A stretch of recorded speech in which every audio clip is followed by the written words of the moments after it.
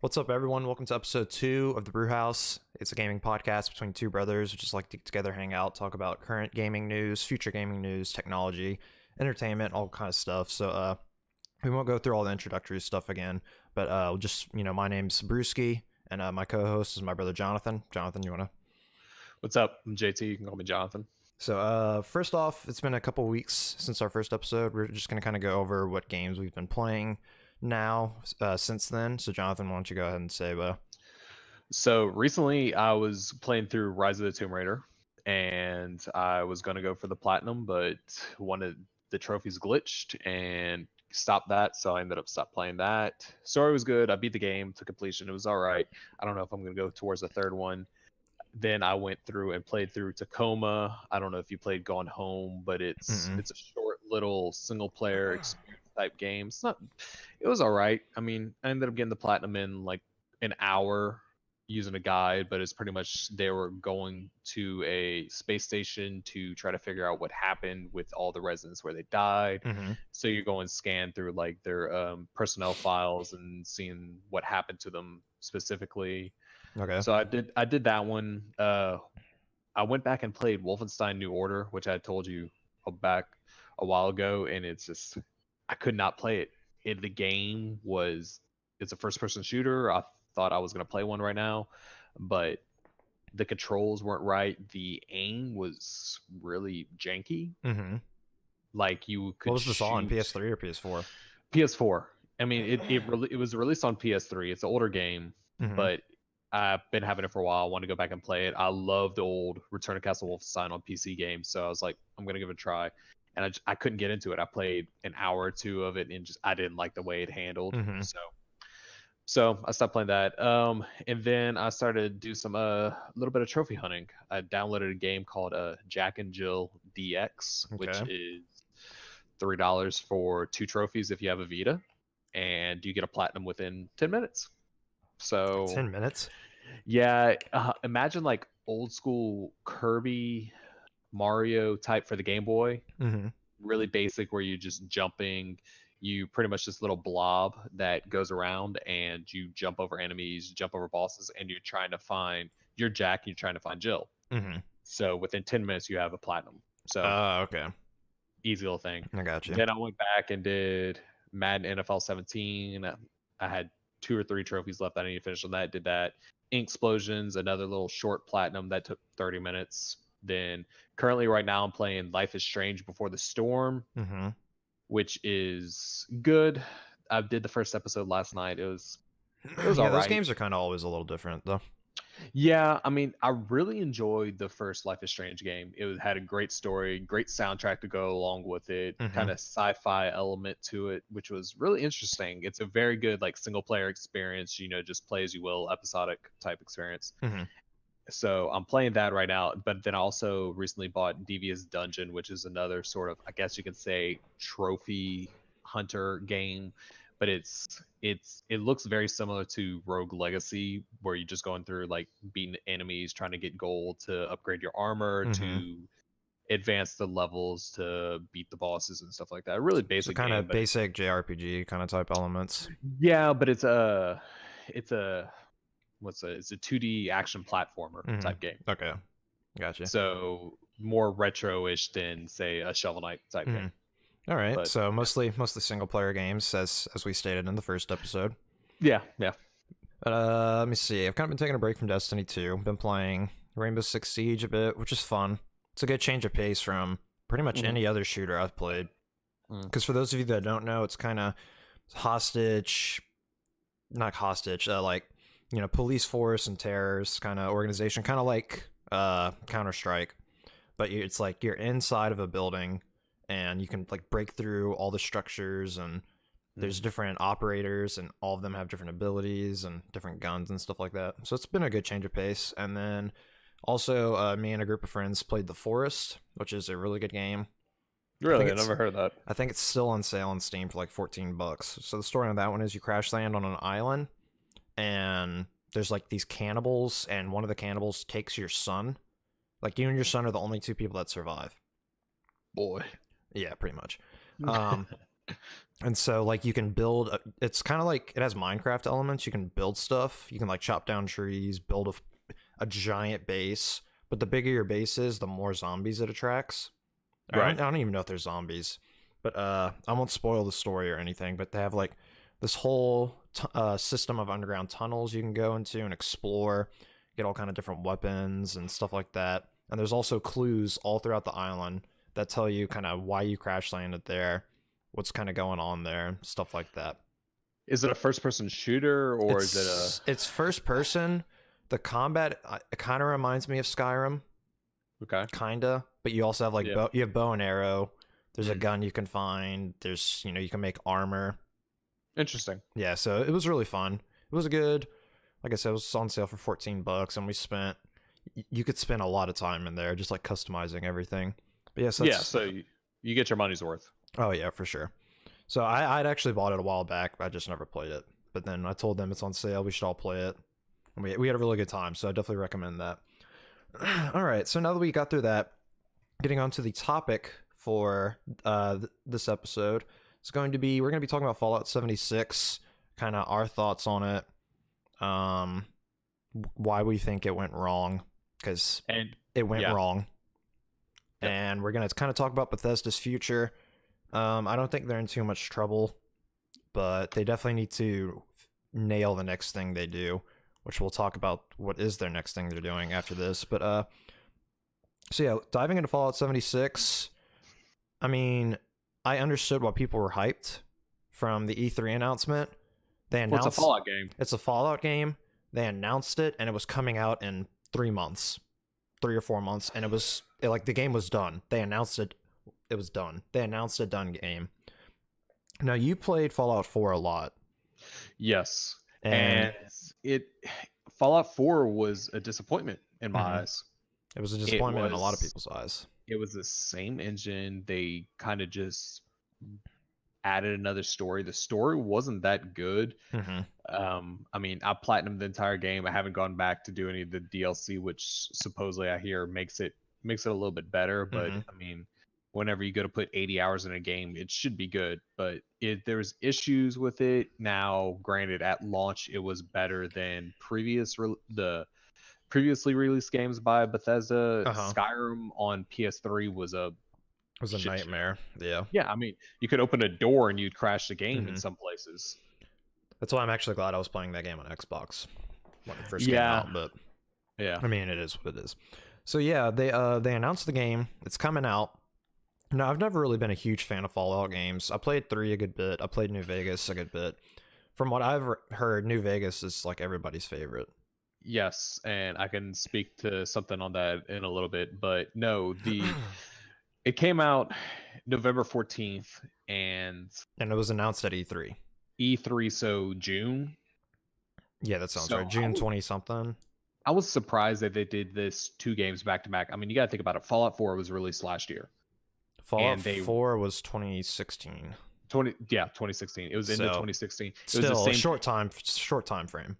It was the same thing at E3, or I think it was E3, where they announced and said, "Hey, Fallout 4 is coming out this year." Yep. And I was hyped for it. I love Fallout 3. New Vegas is great. And so I was hyped for it. I like the VAT system. So this one I was like, well, let's wait and see. And I'm glad I ended up waiting. Yeah, because I mean, you can look at the beta. The beta was a nightmare, which you can't really judge a game too hard off the beta. That's what it's there for. So you're looking at release, IGN gave it a 5 out of 10, which is, mediocre. But then you go on Metacritic. Metacritic gave it a 53%. Yeah, but that's bad. But the user score was a 2.6. Yeah. And I mean, I don't know. Like, to me, you took Fallout 4, moved locations, which in Fallout games, the location doesn't matter a lot.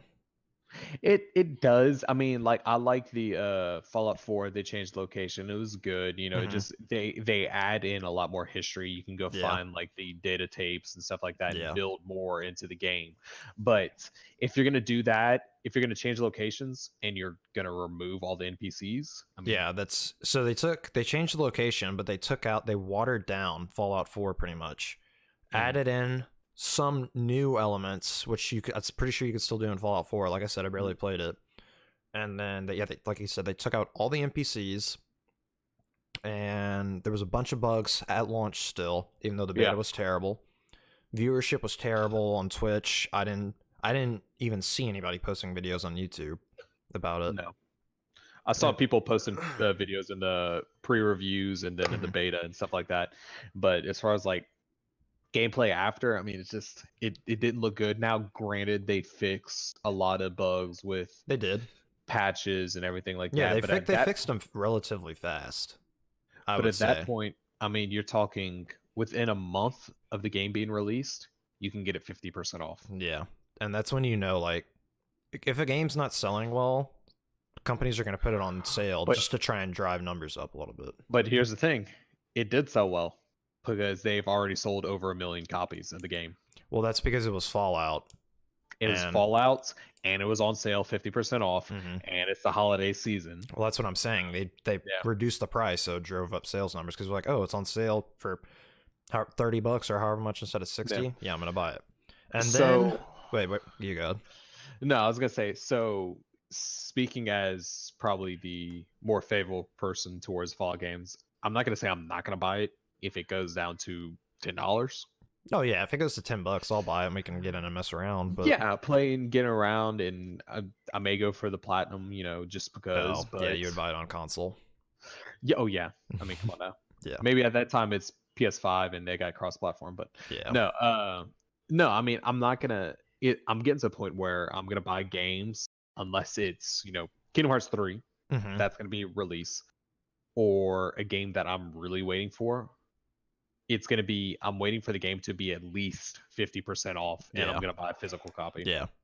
So, all that being said, not only was the game not what people expected it to be, but Bethesda was kind of sketchy in some of the stuff they did. So there was a pre-order bonus for their collector's edition that came with it was like a duffel bag, and it was supposed to be like a canvas, like a nice material, and people get it, and it's this cheap kind of nylon material.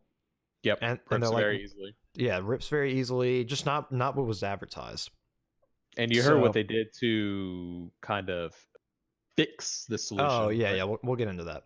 So a bunch of people were like, what's the deal with this? And they're like, oh, we didn't have the material to make the bag.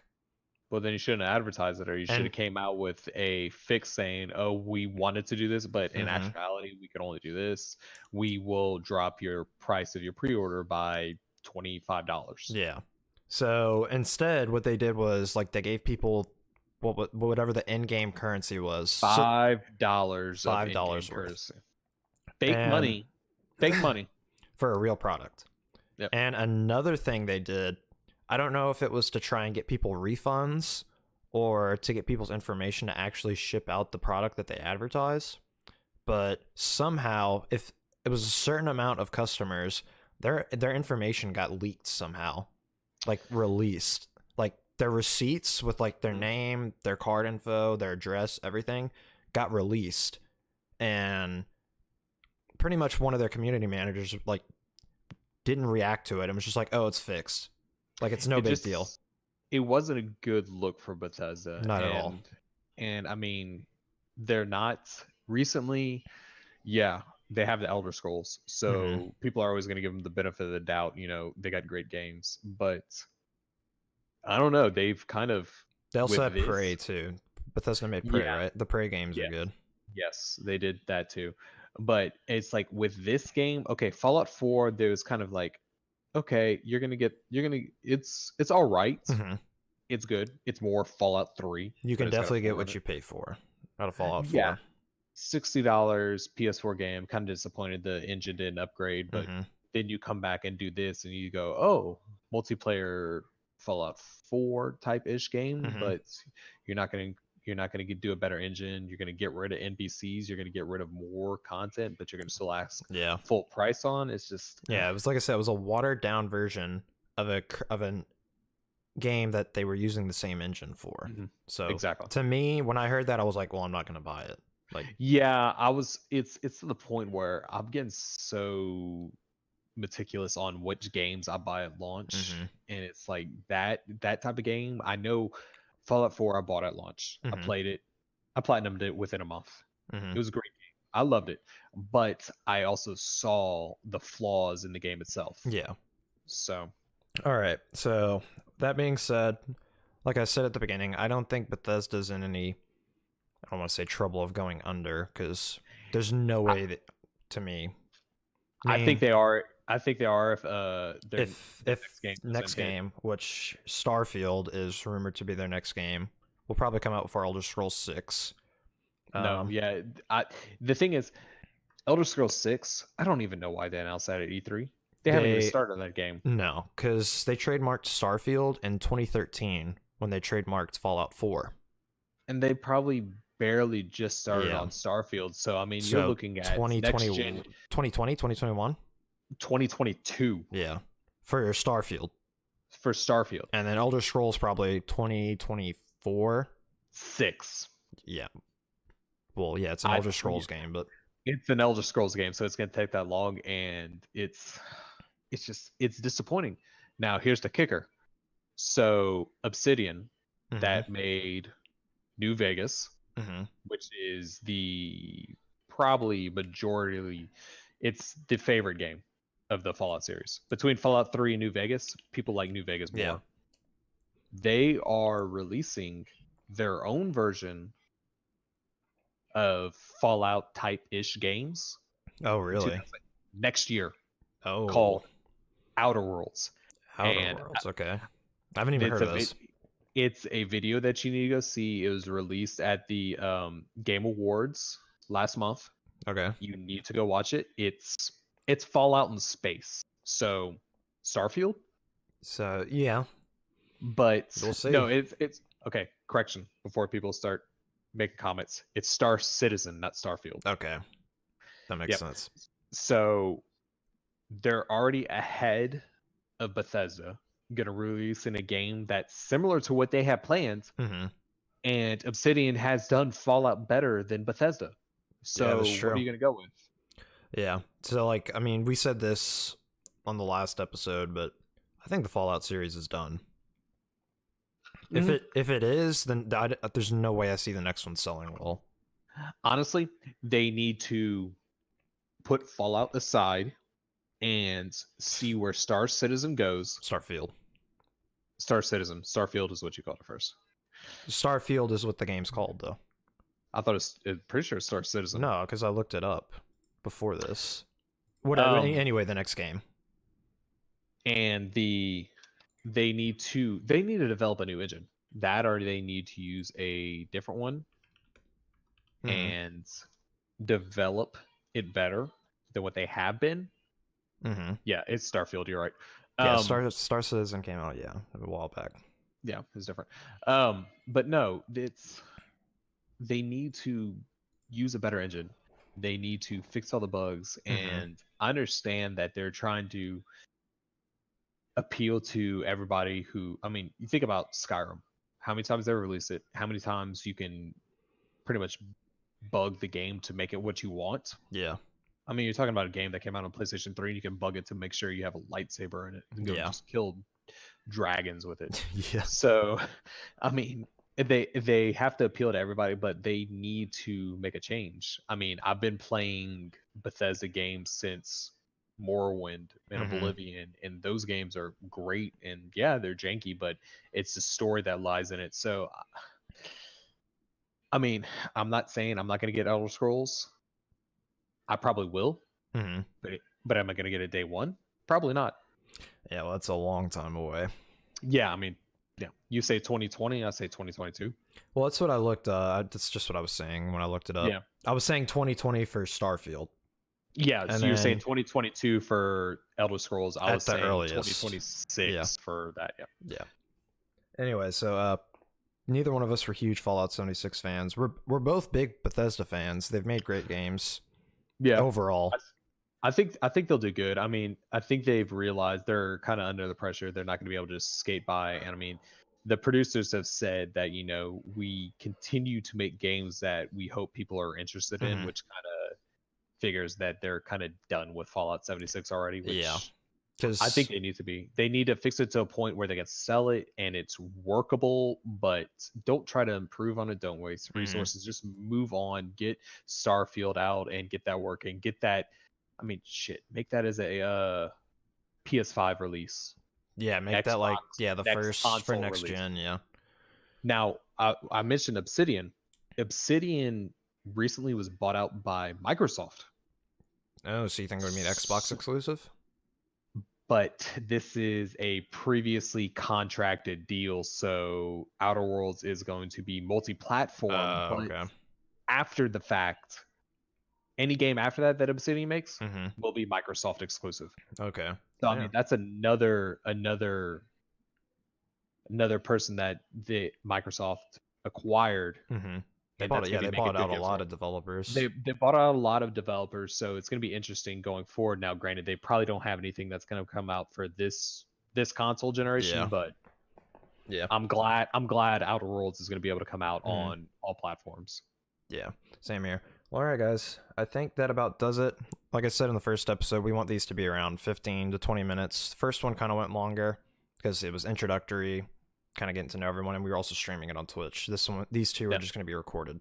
This one and episode 3, and then we'll probably stream episode 4 on Twitch, but that's in the future. So go ahead and let us know what you think down below in the comments if you're watching on YouTube, and be sure to go ahead and follow on whatever platform you're on. We are on Spotify. Are we on Stitcher? Are we Yes, on we're on iTunes? Stitcher. iTunes? Not on iTunes yet. Still waiting on a response. Okay. So yeah, you can just look up the Brewhouse, I think, gaming podcasts and the gaming podcast section. I don't know. I don't know how to look it up. But... Search the Brewhouse on Stitcher and Spotify, and Yeah. we should be the first search result. So. Yeah, and then you can also search that or either one of us on YouTube, and you'll be able to find it. So with that being it, guys, this is going to be it for episode 2. Episode 3 is going to be, since 2018 just ended, we're going to go ahead and do our top 5 games of 2018. This should be good. I feel like mine are kind of more mainstream, but I think our top 3 are probably going to be very similar, but it's the 4 and 5 that's going to be different. Yeah, I think they'll be very different. Anyways, guys, Jonathan, you have anything else you want to say? No, just keep gaming. All right, yeah, keep gaming. Thanks for watching, and we'll see y'all later. Peace. Later.